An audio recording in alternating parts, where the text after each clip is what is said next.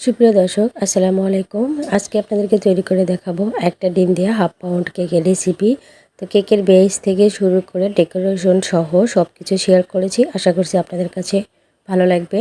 কেকটি তৈরি করার জন্য প্রথমে শুকনো উপকরণগুলো নিয়ে নিচ্ছি। একটা চালনিতে নিয়ে নিচ্ছি 1/4 কাপ পরিমাণ ময়দা আর হাফ টেবিল চামচ পরিমাণ কর্নফ্লাওয়ার, 1/4 চা চামচ পরিমাণ বেকিং পাউডার।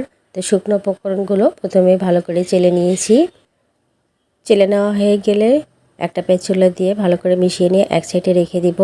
আর এখানে একটা মিক্সিং বলে স্বাভাবিক তাপমাত্রায় থাকা একটা ডিম নিয়ে নিচ্ছি। তো ডিমটাকে প্রথমে কয়েক সেকেন্ড বিট করে নেব। কয়েক সেকেন্ড বিট করে নেওয়ার পরে এখানে আমি 1/4 কাপ পরিমাণ চিনি দিলাম। আর চিনিটাকে আমি 2 থেকে 3 বারে অল্প অল্প করে দিয়ে বিট করে নেব। তো চিনিটা একদম গলে যাওয়া পর্যন্ত বিট করে নিতে হবে। আর বিট করতে করতে যখন দেখবেন কালারটা একদম চেঞ্জ হয়ে গেছে, মানে একটু সাদাটে ভাব চলে এসেছে, তখন বুঝবেন যে বিট করা হয়ে গেছে। তো বিট করা হয়ে গেলে এখানে শুকনো উপকরণগুলো দিয়ে দিচ্ছি। আর শুকনো উপকরণগুলো আমি আবারও চেলে নিচ্ছি। আর বিটারের কাঁটা দিয়ে আমি আলতোভাবে এভাবে মিশিয়ে নিচ্ছি। তো অবশ্যই চেষ্টা করবেন এভাবে আলতোভাবে মিশিয়ে নিতে। খুব জোরে জোরে মেশাতে যাবেন না, তাহলে ডিমের ফর্মটা কিন্তু বসে যাবে আর কেকটাও ভালো হবে না। তো আবারও আমি ময়দাটা চেলে নিচ্ছি। আর এখানে আমি হাফ চা চামচ পরিমাণ ভ্যানিলা এসেন্স দিয়ে দিলাম। দিয়ে ভালো করে মিশিয়ে নিচ্ছি। মিশিয়ে নেওয়া হয়ে গেলে এখানে একটা 7 ইঞ্চি একটা মোল্ড নিয়েছি। মোল্ডের মধ্যে ব্যাটারটা ঢেলে দিলাম।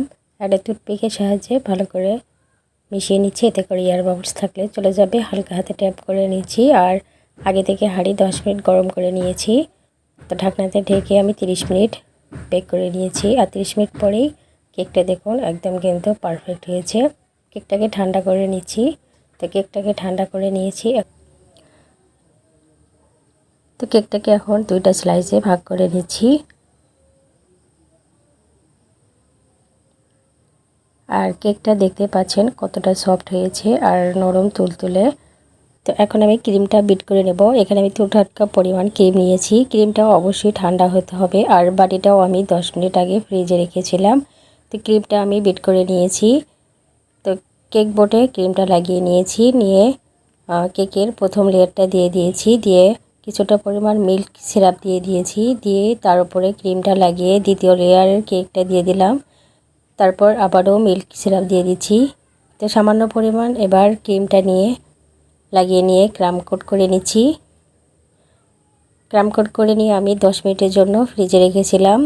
আর 10 মিনিট পর আমি পাইপিং ব্যাগে ক্রিমটা নিয়ে কেকের উপরে লাগিয়ে দিচ্ছি। আর এখানে আমি সামান্য পরিমাণ পিঙ্ক কালার নিয়েছি। তো কেকটাকে এখন ফিনিশিং দিয়ে দিচ্ছি।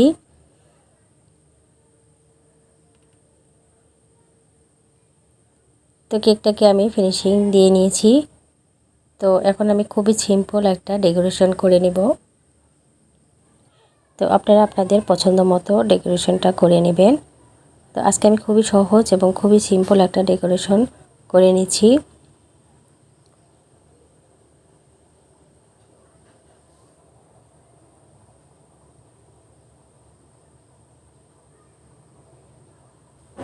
আর ফুলের মাঝখানে আমি কিছু পিঙ্ক কালার দিয়ে দিচ্ছি।